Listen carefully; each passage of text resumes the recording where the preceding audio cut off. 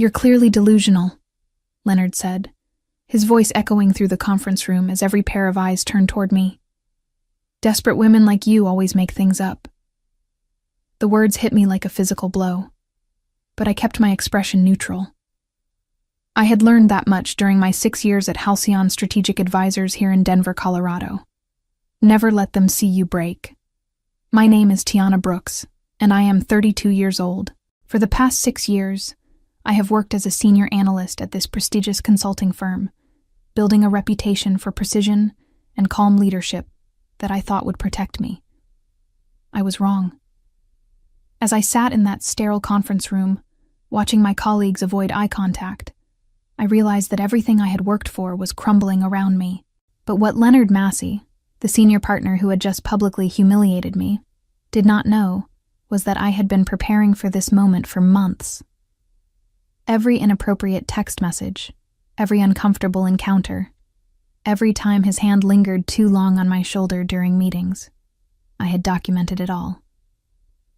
The meeting ended with my termination. Performance concerns, they called it. I nodded politely, gathered my things, and walked out of that building with my head held high. Leonard watched me go with a satisfied smirk, probably thinking he had won. He had no idea what was coming. 6 months earlier, everything had seemed perfect in my professional life. I had just been promoted to senior analyst, and my work on the Meridian account had earned praise from the entire executive team. Leonard had been my mentor since I started at Halcyon, guiding my career with what I thought was genuine interest in my professional development. The first inappropriate message came on a Thursday night in February. I was working late, finalizing a presentation for a major client, when my phone buzzed. It was Leonard. "You look beautiful when you're concentrated. I've been watching you from my office." I stared at the message, confused. Was this some kind of joke? Leonard was married, had 2 teenage daughters, and had always maintained strict professional boundaries. I decided to ignore it, thinking perhaps he had sent it to the wrong person by mistake. But the messages continued. Compliments about my appearance, comments about my clothes, questions about my personal life that made me increasingly uncomfortable. I started taking screenshots, though I wasn't sure why at the time. Some instinct told me to document everything. My relationship with Leonard had always been professional, even friendly. He had championed my promotions, included me in high-profile meetings, and seemed genuinely invested in my success. His wife, Patricia, was lovely. We had met at several company events, and she always asked about my family with genuine warmth. When Leonard began requesting private meetings about career development, I thought nothing of it initially. He was a senior partner, after all, and I valued his guidance. But these meetings started happening more frequently, often in his office after hours when the building was nearly empty. During one particularly uncomfortable encounter in March, Leonard had cornered me near the copy machine. "You know, Tiana," he said, standing much too close, "your promotion to director level depends on how well we work together. I hope you understand what I mean." His hand brushed against my arm as he spoke, and I felt my stomach turn. That night, I went home and called my sister Victoria. "Something is happening at work," I told her, my voice shaking. "I don't know what to do." Victoria, a lawyer herself, was blunt. "Document everything. Every message, every interaction. If this escalates, you'll need proof." I wished I had listened to her sooner. The breaking point came on a rainy Tuesday in April. I was reviewing quarterly reports when my phone buzzed with another message from Leonard. This time, it wasn't just inappropriate, it was explicit. The message contained a photo I never wanted to see, and words that made my hands shake as I read them. I immediately took a screenshot, adding it to the growing file on my phone. By this point, I had over 300 documented instances of harassment spanning 4 months. Text messages sent at all hours, voicemails left on my direct line, and detailed notes about every uncomfortable encounter. That afternoon, I made the decision to report Leonard to Human Resources. I scheduled a meeting with Jennifer Walsh, the head of HR, and brought printed copies of some of the worst messages. Jennifer listened with a concerned expression, taking notes and assuring me that the company took these matters seriously. "We'll launch an immediate investigation," she promised. "In the meantime, try to maintain professional distance from Mr. Massey." For 2 weeks, I heard nothing. When I followed up with Jennifer, she seemed confused. "What complaint?" she asked, shuffling through papers on her desk. "I don't have any record of our conversation." My heart sank. The printed messages I had given her were nowhere to be found. It was as if our meeting had never happened. I realized then that Leonard's influence at Halcyon ran deeper than I had imagined. As a senior partner, he likely had connections throughout the company, including in HR. I decided to document our conversation with Jennifer as well, typing up detailed notes immediately after leaving her office. I also made multiple backup copies of all the evidence I had collected, storing them in different locations to ensure they couldn't disappear like my HR complaint had. The harassment escalated. Leonard became bolder, sending messages during business hours and making increasingly explicit comments during team meetings. He seemed to believe he was untouchable, that his position protected him from any consequences. One Friday evening, as I was preparing to leave the office, Leonard appeared in my cubicle. "Tiana, I need to see you in my office," he said, his tone leaving no room for argument. In his office, with the door closed, Leonard made his intentions crystal clear. "Your career at this firm depends on your cooperation," he said, his voice low and threatening. "I think you understand what that means." I stood up slowly, my heart pounding. "I understand perfectly," I replied, my voice steadier than I felt. That weekend, I made copies of everything, every screenshot, every voicemail, every note I had taken. I organized them chronologically, creating an irrefutable timeline of Leonard's behavior. I also researched the members of Halcyon's board of directors, identifying their email addresses and gathering information about their backgrounds. On Monday morning, I walked into the office knowing it might be my last day. But I was ready for whatever Leonard threw at me. He had underestimated me completely, and that would be his downfall. Monday morning arrived with an ominous email in my inbox. Conference room B, 9 a.m. Mandatory attendance. It was signed by Jennifer Walsh from HR, but something felt wrong. Leonard's fingerprints were all over this. I spent the weekend preparing for war, but I wasn't ready for the ambush that awaited me. When I entered the conference room, Leonard was already there with Jennifer and 2 other senior partners I barely knew, David Harrison and Thomas Crawford. The setup screamed intimidation. "Tiana, please sit down," Jennifer said, her tone formal and cold, completely different from our previous conversation that she had mysteriously forgotten. "We need to discuss some serious allegations that have been brought to our attention." My stomach dropped. Allegations against me? Leonard sat back in his chair with a slight smile playing at the corners of his mouth. He was enjoying this. "It has come to our attention," Jennifer continued, reading from a prepared statement, "that you have been making false accusations against Mr. Massey. This behavior is completely unacceptable and violates our company's code of conduct." I felt the room spinning. "False accusations? I have documentation of everything." "Documentation can be fabricated," Leonard interrupted smoothly. "I've seen desperate women do this before. When they realize their career isn't advancing as quickly as they'd hoped, they look for someone to blame." The words "desperate women" hit me like a slap. David Harrison and Thomas Crawford nodded along, clearly having already been briefed by Leonard's version of events. I realized this entire meeting was orchestrated to discredit me before I could take my evidence further. "I want to see this alleged documentation," Jennifer said, extending her hand. This was the trap. If I showed them my evidence now, they could claim it was fabricated. If I didn't, they could use my refusal against me. I made a split-second decision that would change everything. "I don't have it with me," I lied smoothly. But I can bring it tomorrow. Leonard's smile widened. Of course you don't, because it doesn't exist. These are very serious accusations you're making, Tiana, David Harrison said, his voice stern. False harassment claims can destroy careers and reputations. We cannot tolerate this kind of behavior at Halcyon. The irony was suffocating. Here I was, being lectured about destroying careers while Leonard sat smugly across from me, having done exactly that to me, and who knows how many other women. We're placing you on administrative leave pending a full investigation, Jennifer announced. You'll need to surrender your company phone and laptop immediately. My heart raced. They were cutting off my access to the evidence stored on my work devices. But I had anticipated this move and backed everything up to my personal accounts weeks ago. I understand, I said calmly, sliding my company phone and laptop across the table. Leonard leaned forward.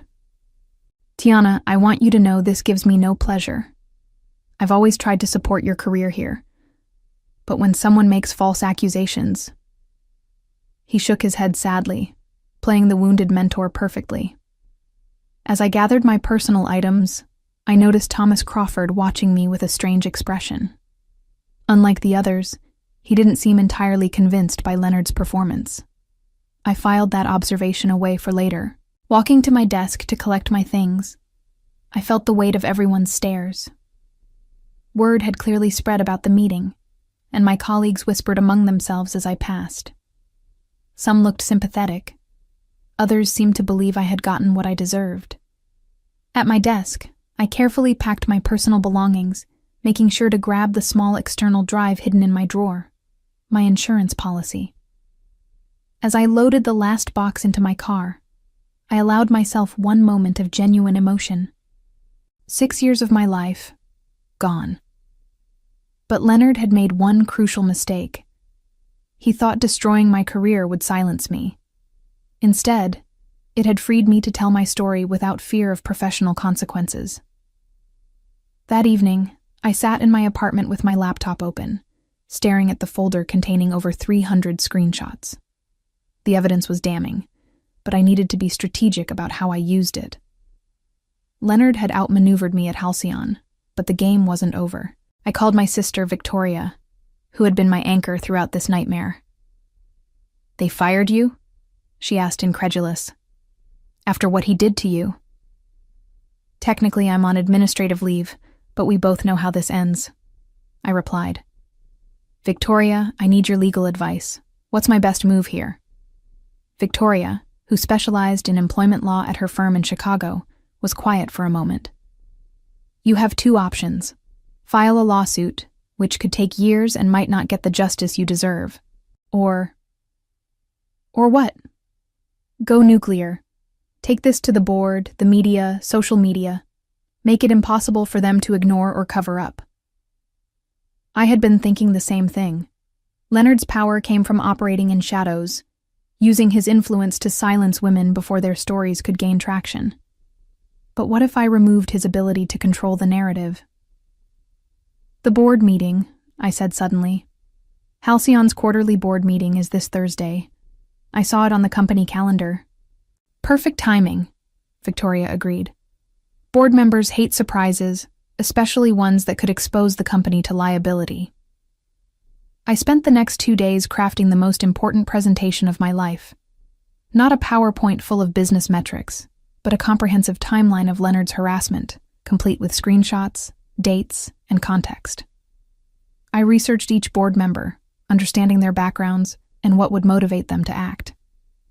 Margaret Chen, the board chairwoman, had built her career championing women in business. Robert Singh had daughters my age. Patricia Williams had recently joined after a high-profile sexual harassment scandal destroyed her previous company. These weren't just names on a website. They were people who would understand the gravity of what I was revealing. Wednesday night, I couldn't sleep. I kept rehearsing what I would say, how I would present the evidence. But doubt crept in during the quiet hours. What if they didn't believe me? What if Leonard had already poisoned them against me? My phone buzzed with a text from an unknown number. I know what Leonard did to you. You're not the first. Be strong tomorrow. The message was unsigned, but someone inside Halcyon was supporting me. Thursday morning, I dressed carefully in my best suit, the navy blue one I had worn to my promotion interview 2 years ago. I wanted to look professional, credible, strong. I arrived at Halcyon's headquarters 30 minutes before the board meeting, knowing security would try to stop me. I'm here to address the board, I told the receptionist, my voice calm and confident. You don't have an appointment, she replied, clearly uncomfortable. I have information the board needs to hear regarding potential legal liability for the company. The magic words, legal liability, opened doors quickly. Within minutes, I was escorted to a waiting room outside the boardroom. Through the glass walls, I could see the board members taking their seats. Leonard was there too, presenting what looked like quarterly financial reports. Margaret Chen stepped out to speak with me personally. Miss Brooks, I understand you have concerns to raise with the board? Yes, ma'am. Concerns that could result in significant legal exposure for Halcyon if not addressed immediately. She studied my face for a moment, then nodded. We'll hear you after Mr. Massey finishes his presentation. As I waited, my hand steady despite my racing heart, I thought about all the women who had probably sat in similar rooms, with similar evidence, only to be silenced or dismissed. Today, that pattern would end. Leonard's presentation ended with enthusiastic applause from the board. He had just finished explaining how his division had exceeded revenue targets by 15% when Margaret Chen announced that I would be addressing them next. I watched Leonard's face carefully as I entered the room. His confident smile faltered for just a moment before he recovered his composure. I'm not sure why Miss Brooks is here, he said smoothly. She's currently on administrative leave pending an investigation into some concerning behavior. Mr. Massey, please take a seat, Margaret said firmly. Miss Brooks, you have our attention. I had practiced this moment dozens of times, but standing before 9 board members felt surreal. These were some of the most powerful people in Denver's business community, and they were about to see Leonard's true character. Thank you for allowing me to speak, I began, connecting my laptop to the projector. I'm here to present evidence of systematic sexual harassment by Mr. Leonard Massey, evidence that human resources has mysteriously lost or ignored. The room went silent. Leonard started to object, but Margaret silenced him with a look. Over the past 4 months, I continued, clicking to my first slide, I have documented over 300 instances of inappropriate communication and behavior from Mr. Massey. The first screenshot appeared on the screen, one of Leonard's more explicit text messages, complete with timestamp and his phone number clearly visible. Several board members shifted uncomfortably in their seats. This message was sent at 11:47 p.m. on a Tuesday, I explained. I was working late on the Henderson account when I received it. Note the date. This was 3 days after I reported to HR that Mr. Massey was making me uncomfortable. I clicked through more slides, each one more damning than the last. Photos Leonard had sent that I had to carefully obscure for the presentation. Voice messages transcribed word for word. A detailed timeline showing how his behavior escalated after I tried to set boundaries. Leonard's face had gone pale. This is clearly fabricated, he said, his voice cracking slightly. Anyone can fake text messages these days. You're absolutely right, I replied calmly. That's why I also have the original messages on my phone, complete with metadata that can be verified by any digital forensics expert. Robert Singh leaned forward. Miss Brooks, you mentioned that HR lost your complaint? Yes, sir. I met with Jennifer Walsh, provided printed copies of evidence, and filed a formal complaint. 2 weeks later, when I followed up, she claimed to have no record of our meeting or the evidence I provided. Then Patricia Williams, who had been taking detailed notes, looked up sharply. That's a very serious allegation against our HR department. Which is why I documented that conversation as well, I said, clicking to another slide showing my typed notes from the meeting, complete with date and timestamps. The room was dead silent, except for the sound of keyboards as board members took notes. Leonard sat frozen, His earlier confidence completely evaporated. "There's one more thing," I said, clicking to my final slide. "Yesterday I received an anonymous message suggesting I'm not the first woman Mr. Massey has harassed at this company." Margaret Chen's expression hardened. "Thank you, Miss Brooks. We'll need copies of all this evidence for our investigation." "Of course," I replied, ejecting a USB drive from my laptop. "Everything is here, along with additional documentation." As I gathered my materials, Leonard finally found his voice. "You're destroying my family, my career, over a misunderstanding?" "No," I interrupted, looking him directly in the eyes. "You destroyed your own career the moment you decided to abuse your power." Walking out of that boardroom, I felt lighter than I had in months. The truth was finally out, and there was no putting it back in the box. 24 hours after my presentation to the board, Leonard Massey's career at Halcyon Strategic Advisors was over.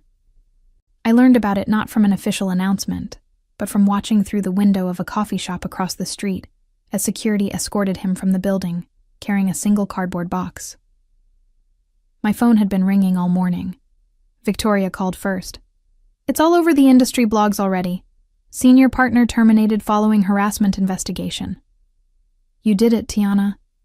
But the most satisfying call came from Margaret Chen herself. "Miss Brooks, I want to personally apologize for what you endured at our company.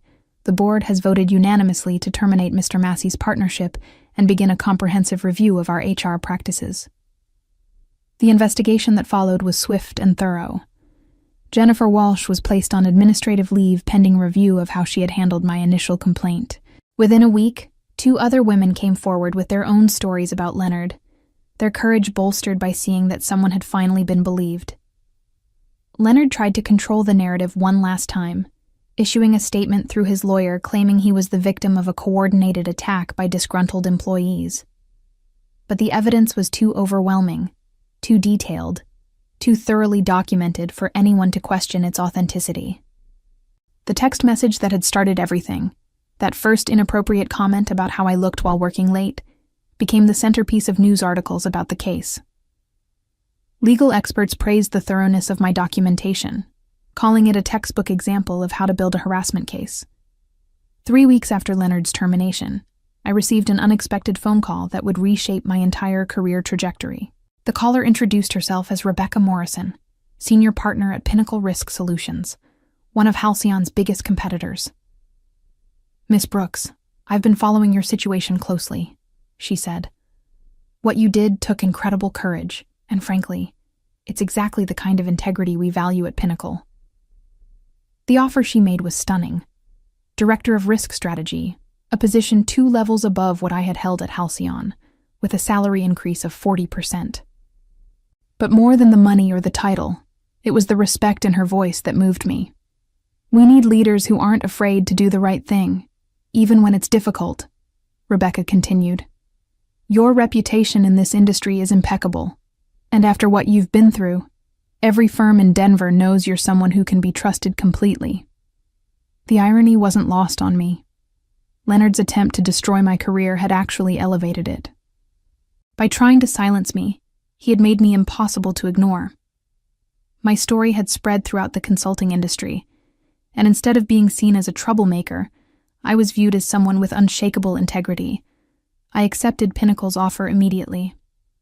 On my first day, Rebecca introduced me to the team with words that still give me chills. "This is Tiana Brooks, our new Director of Risk Strategy. Some of you may know her story. She's proven that she'll always choose what's right over what's easy, and that's exactly the kind of leader we need." The consulting world is smaller than most people realize. Word traveled fast that Pinnacle had not only hired me, but promoted me to a senior leadership position. Leonard's attempt to blacklist me had completely backfired. As I settled into my new office, looking out over downtown Denver from the 23rd floor, I reflected on how the past few months had unfolded. Sometimes the greatest revenge isn't planned. It's simply allowing the truth to speak for itself while refusing to be silenced.